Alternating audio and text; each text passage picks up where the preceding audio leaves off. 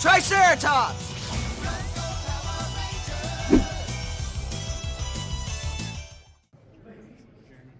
Miss Johnson and Mr. Yost!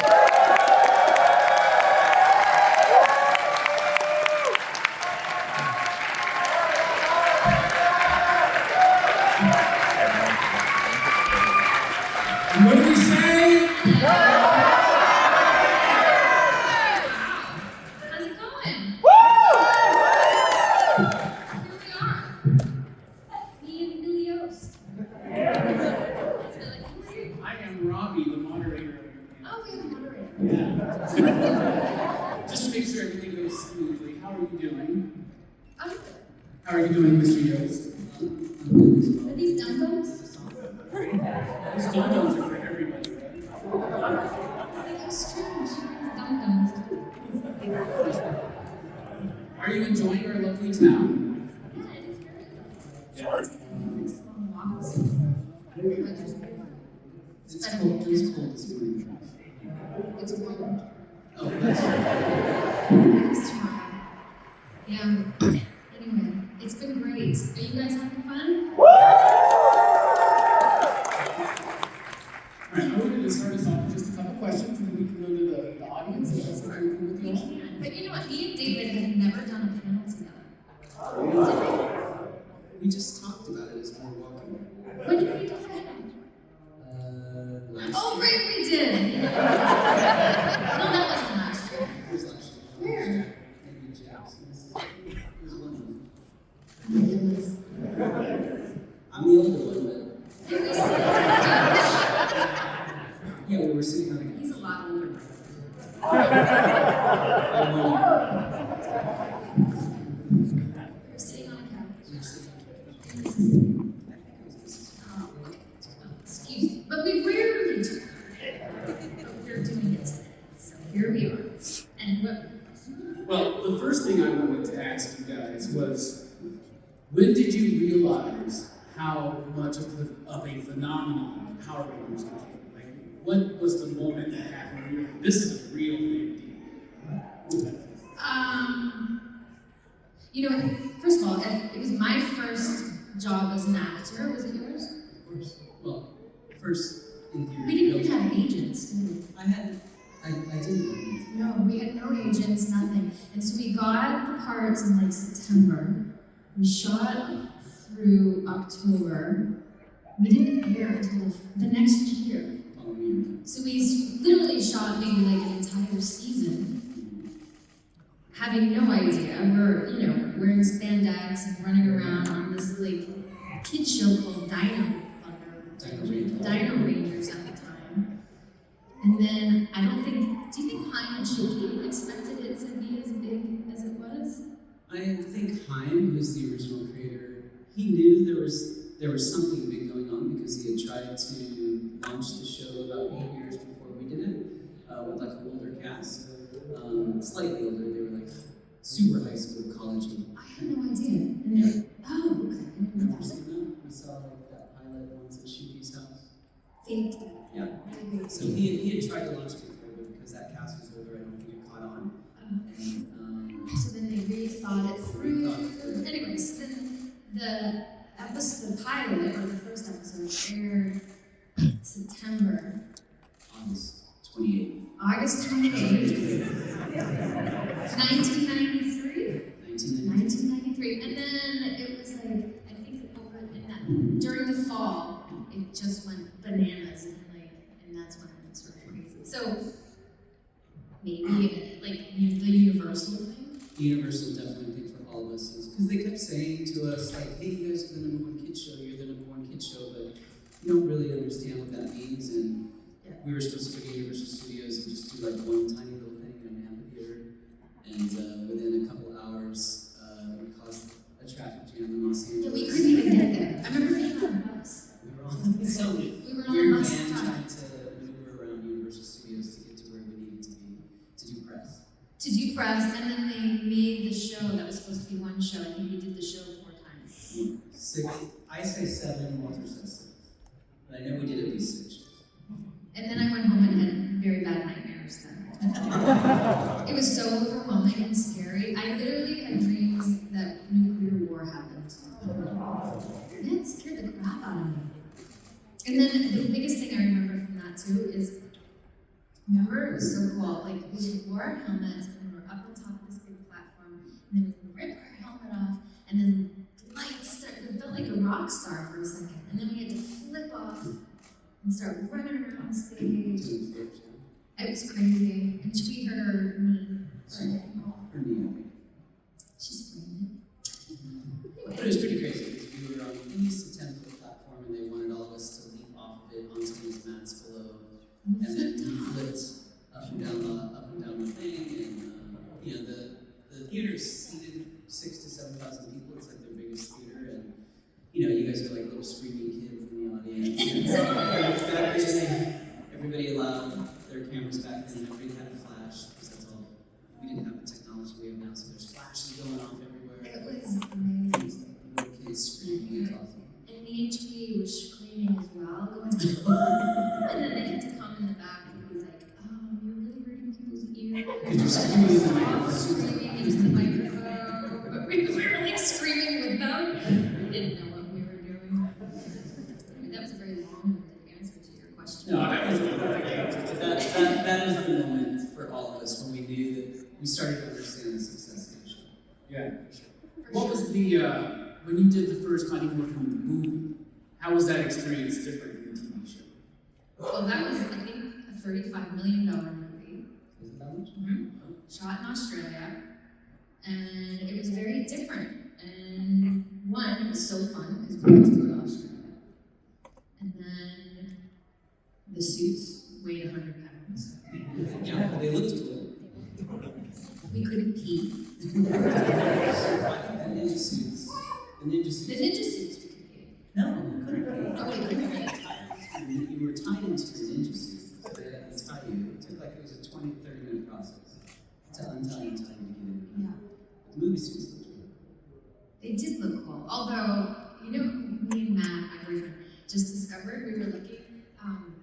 They shot a pass of us where you could actually see us through the visors. And it looked horrifying and really scary. So we had to go back and shoot all that stuff again with like, actually, No, we weren't in when they reshot it. It was just We did. stunt doubles. Yeah. But yeah, It there was a moment because they wanted us to be able to show emotions when we were actually doing Power Rangers that they took out the mouthpiece and they took out the visors. And they gave us weird, everybody looked weird. So It was really creepy. it didn't look right. You're right about that. Yeah. But the movie was fun. One, because like I said, we went to go to Australia, but we were only supposed to be there for 3 months. And it really ended up being almost 6 months. 6 months. We actually shot how many episodes there? There's a TV show. Oh, then we had to shoot the TV show as well, like 10 episodes. Because we were there. Because we were there for so long, so we started going behind the TV show, so they made us shoot the movie and the TV show at the same time. So we spent like 6 months in Australia, which was so fun. Yeah. we had different perspectives. Well, I was only 22. I was just a baby. And I was 23. No, I think at that age it's fine. But you know, as you get older, I don't think I'd be able to spend 6 months away from my house now. It's a long, it's a huge change. Not at all. But at 22, that was like, it was kind of last. Yeah. Hey, so you guys, what did you prefer? The TV show or the movie? Yes! So, TV show No. Yes. or the movie? Both. Oh, I guess you guys liked it all. What did you guys think of the Netflix special last night? I loved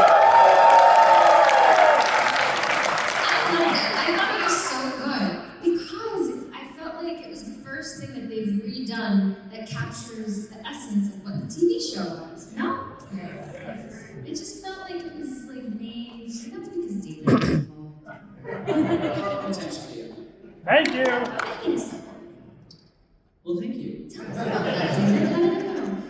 It went good, but it was I had to fight for a lot of stuff. And I had to push back on a lot of things that they wanted to do. I was just like, no, I don't think you can do that. I think that's going down the wrong Really? the wrong path. Yeah.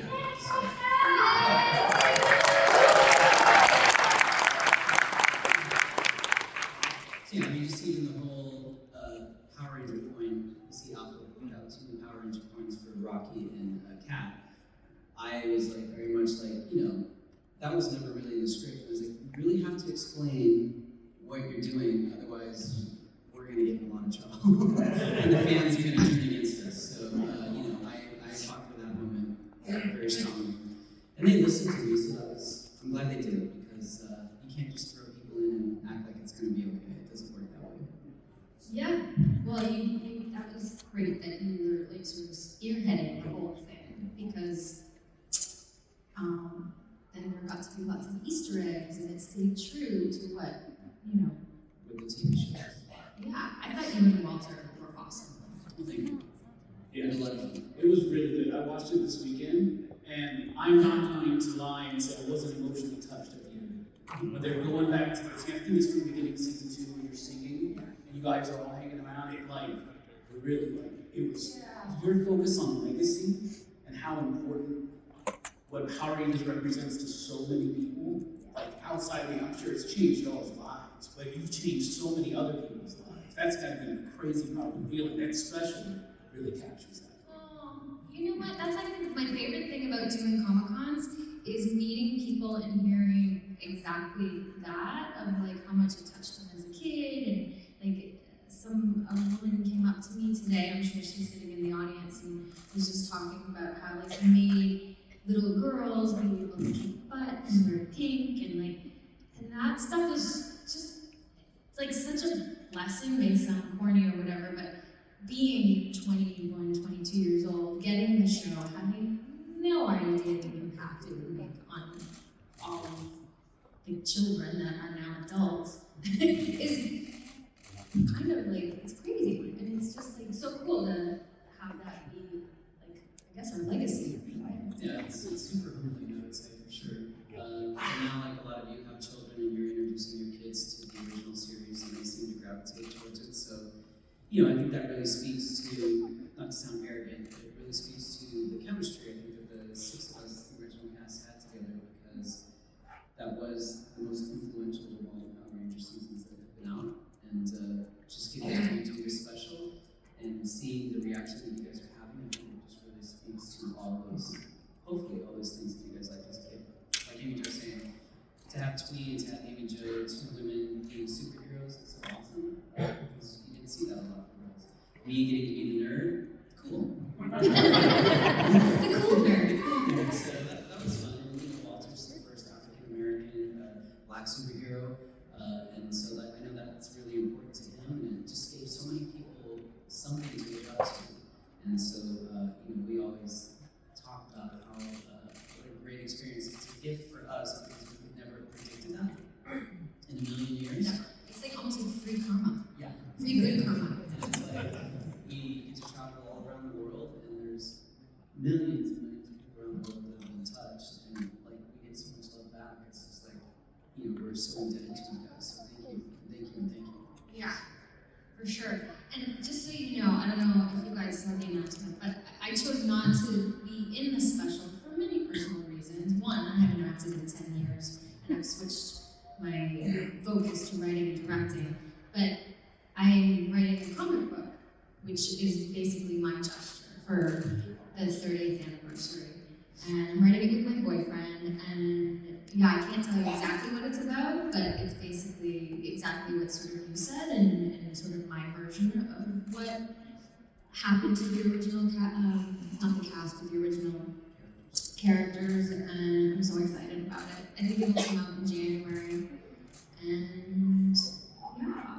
Did anyone reach out to her?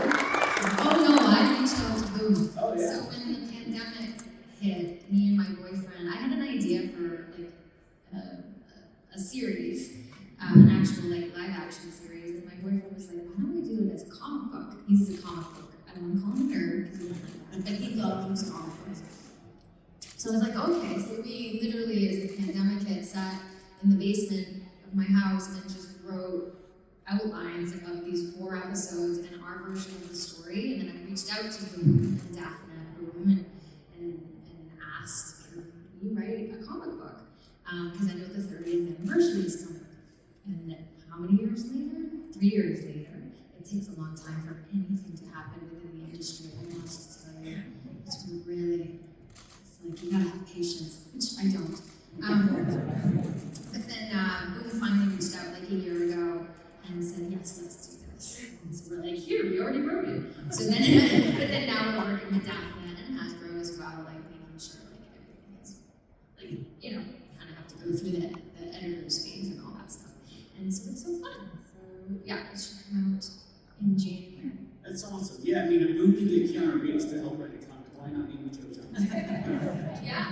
Yeah, and it was very exciting when they reached out and said, yes, this is a great idea, let's do this thing. So. Everybody go buy multiple copies so that it sells out, they have to reprint it and keep it in print. But we have ideas for like what happens after this 4-issue series. Like we can't say too much, but we're introducing some characters and some things. So me and Mike are hoping it sort of like goes even further than just these 4 episodes. Boom has done a fantastic job. They're incredible. They're great. They're great to work with too. They're very responsive and collaborative. It's been really fun. Awesome. I wanted to ask you real quick. I was a big fan of the VH1 movie Sweetwater. Yeah.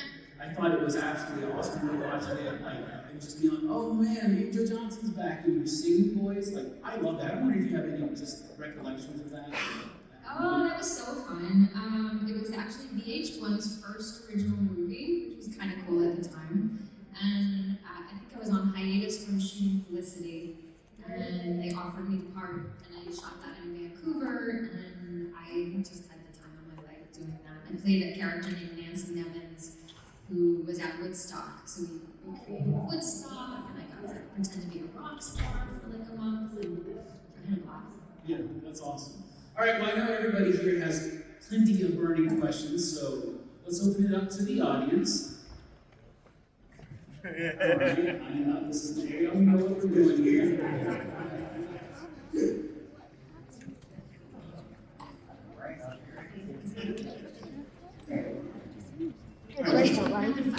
Hey, good morning. How are you doing? Sorry. So, you just discussed the boom comic you're writing. David, my question for you is Quantum Continuum. Have you thought about sending that off to Boom and trying to get into a comic book series itself too?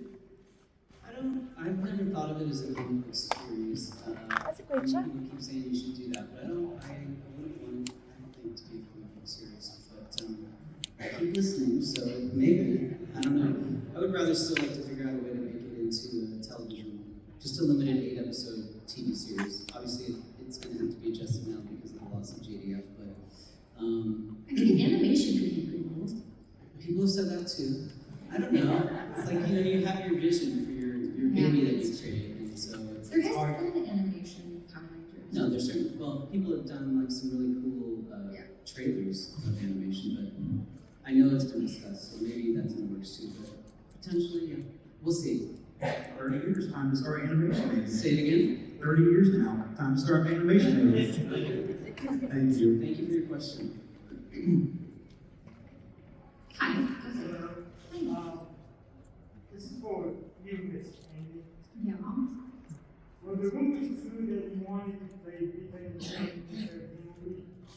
I definitely would have played Rita in the 2017 but Elizabeth Banks did a very good job at it too. It's kind of hard to compete with. That would have been Rita was great. that would have been cool. I take a picture of this.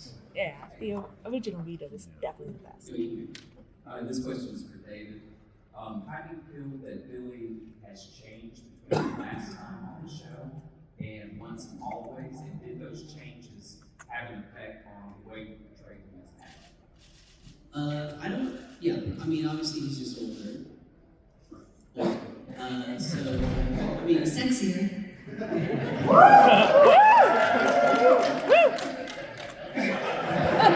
just take this is a kids program, easy. I don't mean to steal your question, but I do like how you had Billy evolve and wasn't. I mean, I don't know. You talk about that. I liked it. Well, I mean, a goal of mine when I was on the original series was, when they first wrote Billy, he was just like so stereotypical. And it was kind of frustrating for me as an actor to try to figure out, well, how is he really human? I mean, Trini's always translating for him. He can't communicate with his friends, and he's just like doing all these goofy things. And so I really wanted my character That to was evolve, and I think hopefully you saw that. I've got connected with as an 200 autistic episodes person. I did through CEO and everything like that. So once he left for Aquatar, I feel like he went and was there, but not very long, and started just venturing out into space, and he kind of became like a Captain Kirk. And so I think we kind of get elements of that when you see Billy back. He's come back to Earth, and he obviously created Cranston Technologies, and he's created a command center underneath Cranston Technologies. So he's always had his hands, obviously, in the Ranger world, because they continue to be Rangers. But I don't know that there's a huge difference, other than he's been in space. He goes back and forth between space and Earth. He's still very much a techie guy, and he's always creating. He's got a flying car still. That's cool. So I don't know if that answers your question. Well, he definitely got contact lenses. He didn't wear glasses anymore. People keep saying, where was Billy's glasses? And I was like, he lost the glasses in season 2. So, and I apologize to anybody that wears glasses, because I know that was such a huge thing for so many kids growing up that had glasses on, and they get kind of upset that Billy lost his glasses. So I apologize. I'm about to see Billy starts dressing better, too. For sure. Yeah, and the Oh, style. yeah, no more overalls. I like Yes. Power Rangers kind of like in what becoming the big V I am today. So, but I do want to ask, who was the biggest prankster on set? JD. 100%. Not surprising. He was just a bad kid. That was so much fun. First of all, it's good to talk to y'all. Thank you. And my question is, what was your favorite episode to do? I always say my episodes I did with my pal David Yost, like switching places and power punks. Yep. And I did actually like doing also, somebody brought it to my attention the other day, but I don't know if you liked this one. When I went into Steve's like airplane or something. When you flew a plane. That's, I think because of that one is all about me, so I kind of like Of course. Yeah, I would say for me too. I always say Power Ranger Punks was definitely one of my favorites. And switching places, we had a lot of fun doing. even though we almost died. Even though we almost got set on fire in that one. And Yeah, it was a little thing when you put the thing on the head in the Billy's garage, and all of a sudden there was like smoke coming out, and I'm like, David, we look, and there were flames. They were eating the machine, and we went out, and it was a whole thing. it was a lot of fun though. Good question, thank you.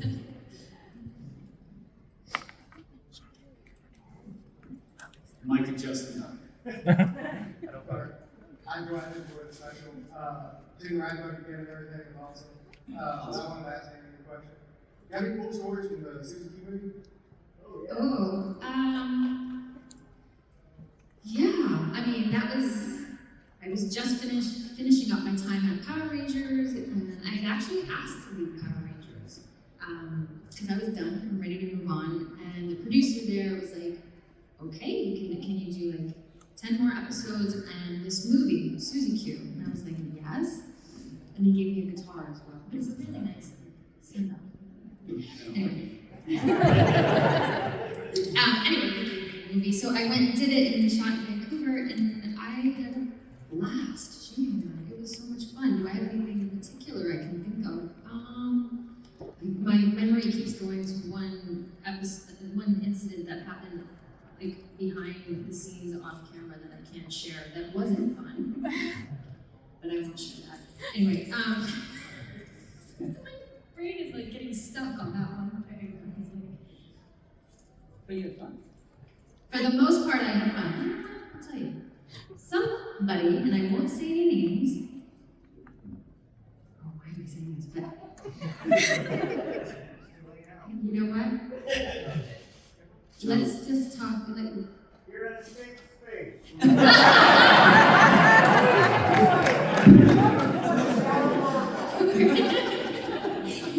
Nobody's recording this, right? No, somebody gave me something that I shouldn't have taken, and I had a very bad experience. And I just have to say you have to be careful of drugs and things. So that happened. Dare. Kids. Moving on. Say no to drugs. It's sad. I didn't realize. It's interesting though, like that you ended up living in Canada, and you said Suzie Q was filmed in Vancouver, and Sweetwater was filmed in Vancouver. So you had all these. I think maybe 5 movies in Vancouver. It's great. I didn't move to Vancouver. I actually moved to Toronto. But, yeah, It just seems like Canada was home. Yeah. Interesting. It's funny. Thanks for tuning us in. Always there to save the day. How you doing? I'm awesome. You guys are awesome. Just want to say this is an honor. And one question I want to say is, what was your most favorite or memorable monster and Megazord? I think my favorite monster, and not at the time, but recently as I've been doing all kinds of research, writing a comic book, is that eye guy. Who is that thing? I think that for sure, Aiga was definitely my favorite monster, just because what was really cool about our studio is that they sent all the monster suits over to our studio, and so like when you would walk into the studio, all the monster suits were like up in these rafters, and you would walk in every morning and you could just see all these things. But Aiga just always stood out, super creepy, and there was also a chicken type thing that had scissors. I don't remember what it's called. I mean, all of them were really great. Guitardo? Guitardo. What is that thing? Yeah. There's a lot of weird ones. Flower pot? Was there like a There's a flower pot? flower pot. I love the I Guy one because the episode's called like I Guy or something like that. I love that. I still have the toy with the eyes popping out. It's really cool. That was a good one. Hi, if you had a chance to play another Power Ranger in a show, what Power Ranger would it be? Interesting.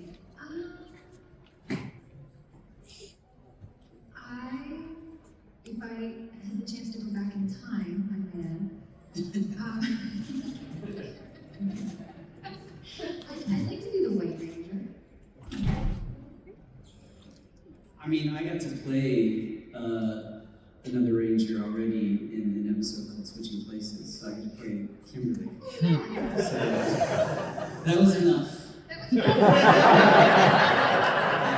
am thankful that I'm the Blue Ranger.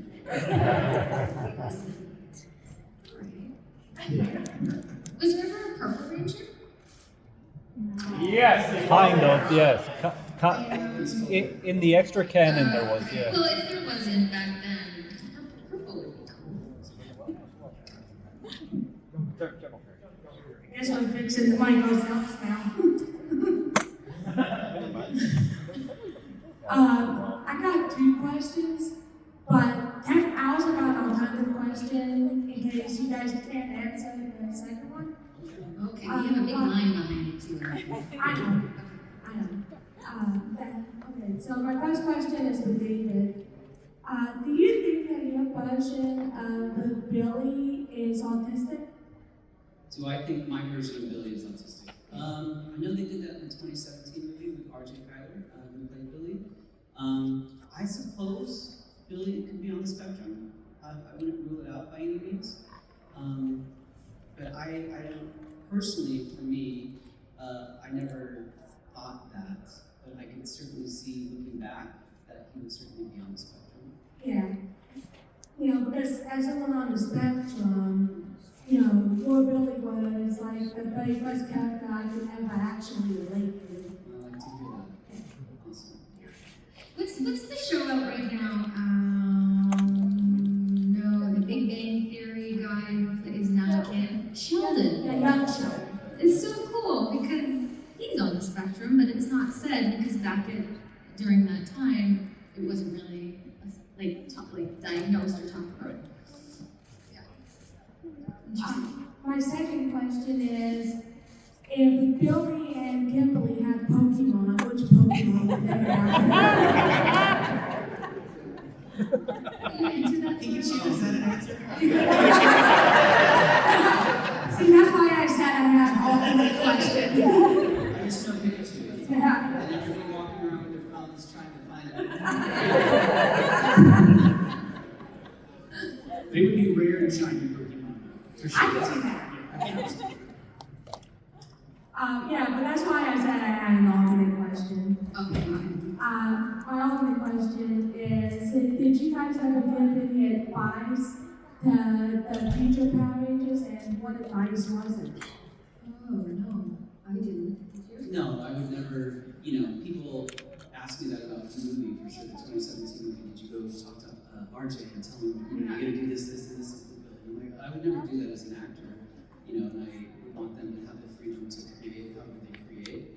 And I reached out to Naomi. I didn't give her advice. I just told her I thought she kicked ass and was awesome. yeah, but yeah, I mean, in terms of other casts that have come along, we didn't really know them until well after the fact. So I would, plus it would never be my place to give anybody advice. Other than don't smoke. Don't smoke. Don't do Don't drugs. vape. Don't do drugs. If you drink, don't drink and drive. Stop at stop signs. Use your blinker. Otherwise, I don't give people advice. I feel like this, don't text and drive. Don't text and drive. That's the best one. Okay, thank you. I had a couple of questions. David, I was just wondering, how did that Billy use the Blade Watcher in the special? The new special one goes on more. How did you use the what? The blade Blade Watcher? Watcher, how did you use it more? Don't get me started, girl. I'm surprised nobody's really been calling that one out. This is good. This time really, blast was here's in Billy's hands. I'm thinking maybe you made one because of your company. Oh, That's what I figured. when me and Matt were watching it too, at the end, she hands you her morpher, and then it goes. Oh my God. And then Matt goes, did that go in his butt? Well, just even the fact, I mean, I fought with the director of this one because I was like, you can't just hand a morpher and a juice bar over to, like it's like an everyday thing. I said, this is crazy. We're not supposed to let people see this kind of stuff. And I'm like, no. So we filmed it, and I just thought it was really weird. And then yes, it just disappears. One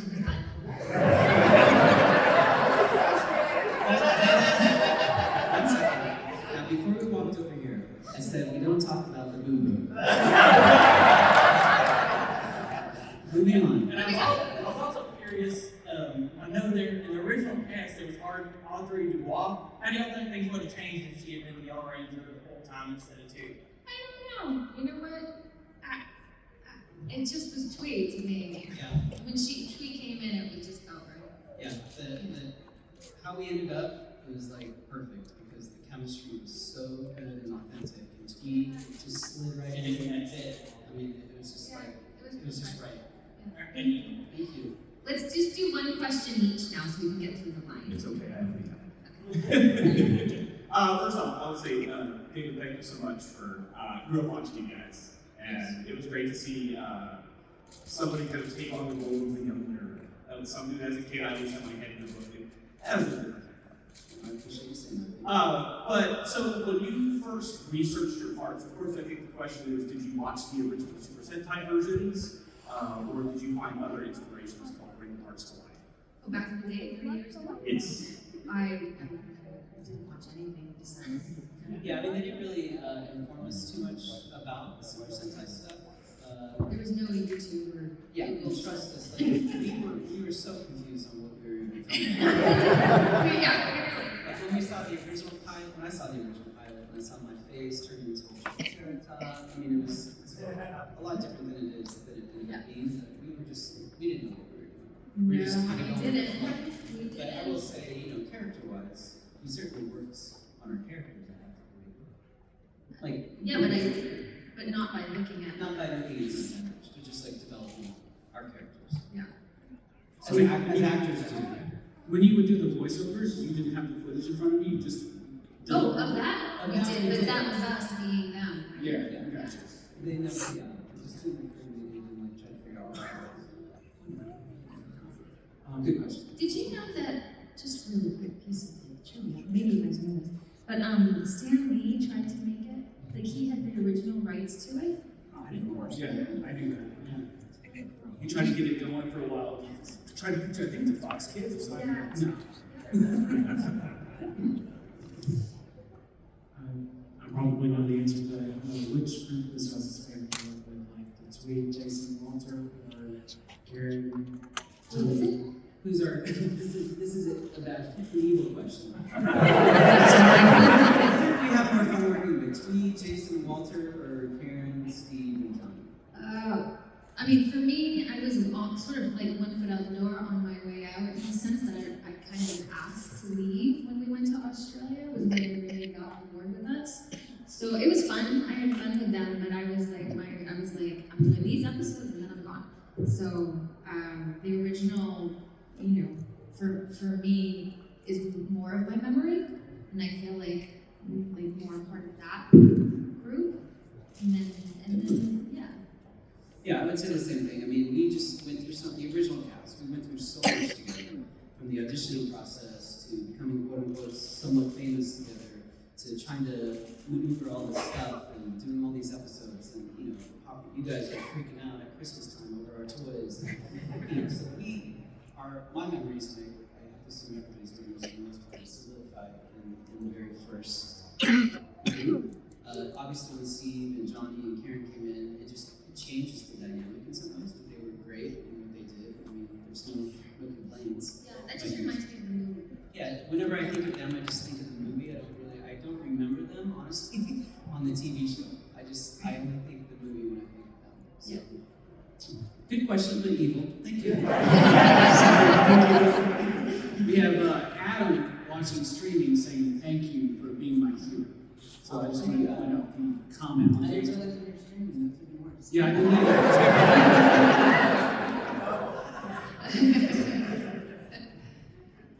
Hi, I have a question for you for David. There is a scene in the special where Min's first rescue is like a dude and his husband. Oh, yeah. And for someone who has blood and heard don't say gay, don't do this, don't acknowledge, was that sort of your input, or was that just something that, yes, we're just acknowledging gay people? I missed this. What? So there's a couple of guys, their car breaks down and their buddies are kind of attacking them. And the guy's like, hey, go help him, go help my boyfriend or whatever. Yeah. So I had nothing to do with that, actually. I didn't even know that. I don't remember necessarily reading it in the script. It was there, but I just kind of glossed over it. So it had nothing to do with me. One of the writers is LGBTQIA as well. So I think it was great that they put that in there. I think they did it, I guess, as an honor to me in some way, which I appreciate, just so that there's representation out there and sort of trying to make up for some of the stuff that I went through. So that was nice, but I kind of blocked that out when I was working there, and when they showed it, the special to us like a month ago, I was like, oh, wow, that's in there, that's cool. So, but I'm glad that you appreciate that. Thank you. Yeah.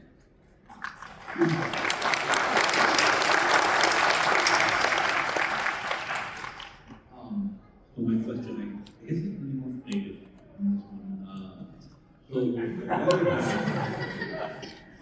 A while back, Jacob did within a special where he was the master morpher, right? Jason David Frank? Yes. Okay. So, big consensus on the internet is, that Billy may have played a part in the development of the master morpher, right? During the most recent special, right, Once Always, prankster tech was introduced, right? And I was curious, kind of twofold, based on that, for the canon purposes, right? Can it be said prankster tech did play a part in the development of the master morpher? And two, if so, why didn't they introduce it right in the special? I signed a non-disclosure agreement, and I'm not allowed to talk about it. That's the way for me to get out. But no, I mean, Tommy had a master morpher. Yes. Did Billy create it? I think it is in essence your question. Honestly, I don't know that they figured that part of it out yet. So maybe in the future we'll get that answer. But I honestly don't know.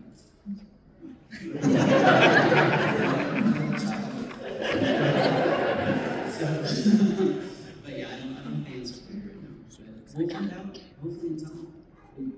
But I probably Thank you.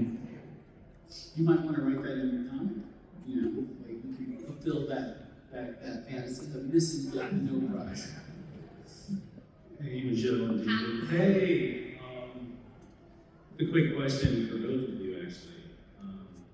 Were you ever gifted any set pieces from your time with Power Rangers, or did you, I know it's a safe space, somebody alluded to it, take anything from the sets? The only thing I have is a PowerPoint from the movie, from like the I don't know, ASMR. No, from the big suit. What's it? From the movie, that's all I have. That's good. I would say they never gifted us anything, just to Except for Suzie Q samurais. Yeah, but that came with a lot of stuff. Yeah. So, just in case you don't know, like, at one point we were given cars, which is a nice gesture, Suzuki Samurais, but we weren't really given them. We had to really fight to get them. So, Oh, I don't remember.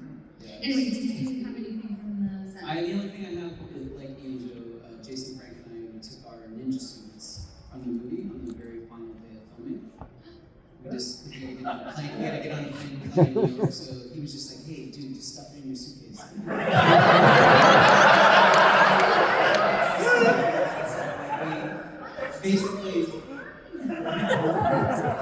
Basically, you know, we both took ours, we literally got into a car, they drove us to the airport, and you were on the plane too. You were on a different flight. We had a flight to New York. The three of us flew to New York to do press. No, never heard from him.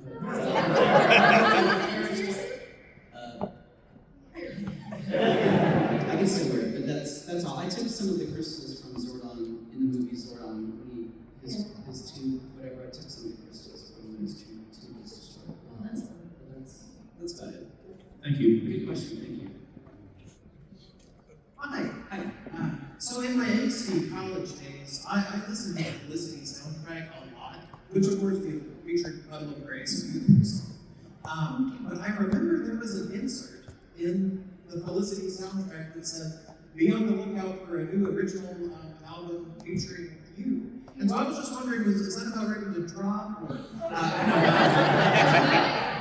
so there was going to be an original album from you, I think based around Felicity, that there was an insert. And I just wondered if you knew if that fell through or if that was just an idea. Well, I have an album come out, so probably that's what it was. It's called the Trans-American Treatment. Oh yes, I'm familiar with that one, but this was different art and everything. This was what? There was different art and everything. It seemed like it was going to be a Felicity themed album by you. I didn't read the insert. So I did a song on there, and then there was sort of like a typo where it said I did theme song, but that was actually JJ's song. Oh, wonderful. And then I've done 3 albums since then. Wonderful. Yeah, I was just wondering if there was ever like a Felicity themed album that fell through because there was a weird insert. Okay. Nobody ever told me about it. That's what happened. Thank you so much. Thank you. She's an amazing singer too. Hi. What's your question? It's a little starstruck.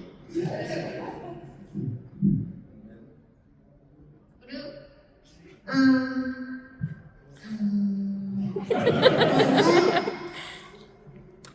like the spaceship. You like the special? I like your secret hideout. Do you like the secret hideout? Prankster Technologies.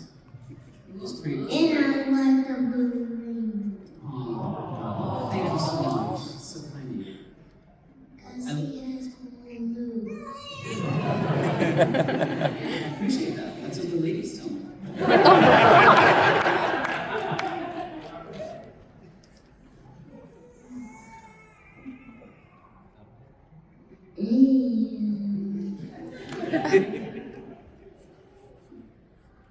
And glad you're all here. Oh, thank you.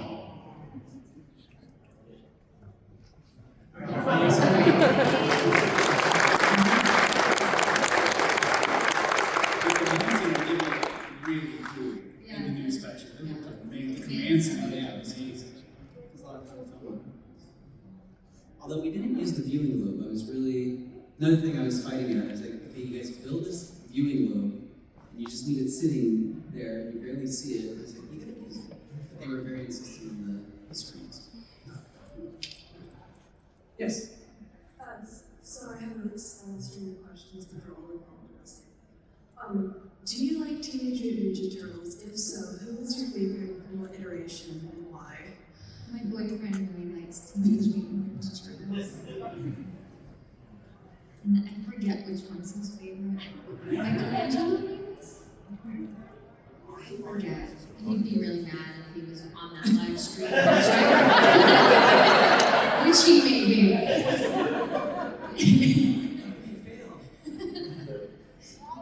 But it's pretty cool, like, in the comic book, they did! So cool. Who's your favorite? Donatello from 2018. Nice. Okay, nice. That's Great question. okay. Nice to see you guys. Yeah.